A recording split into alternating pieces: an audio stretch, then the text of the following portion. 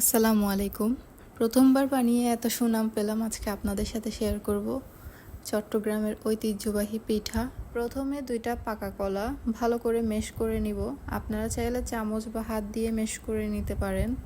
খেয়াল রাখবেন কলাগুলো যাতে পুরোপুরি পাকা থাকে। কলাগুলো মেশ হয়ে গেলে প্রথমে 1/4 কাপ চিনি দিব।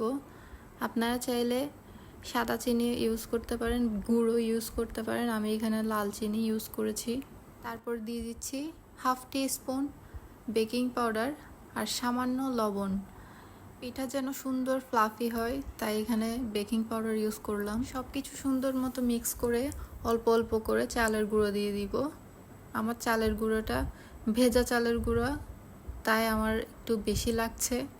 আপনারা শুকনো চালের গুঁড়ো দিলে একটু কম লাগতে পারে। তাই আমি প্রথমে 1/2 কাপ, তারপর 1/4 কাপ, টোটাল আমি 3/4 কাপ দিয়েছি।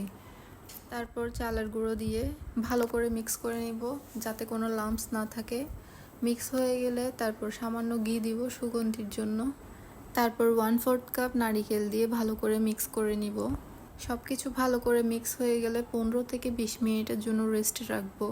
কলা পাতাগুলো সুন্দর মতো ধুয়ে 15 থেকে 20 মিনিটের জন্য গরম পানি দিয়ে চুবিয়ে রাখবো, যাতে পিঠাগুলো ফোল্ড করার সময় কলা পাতাগুলো ছিঁড়ে বা ভেঙে না যায়। তারপর পিঠার খামিগুলো রেডি হয়ে গেলে একটা পাতার মধ্যে পরিমাণ মতো খামি দিয়ে ফোল্ড করে নিব। সবগুলো সুন্দর মতো রেডি হয়ে গেলে তারপর ভাপে দিব। 25 থেকে 30 মিনিটের মতো স্টিম করে নিব। তারপর রেডি হয়ে যাবে আমাদের পছন্দের পিঠা।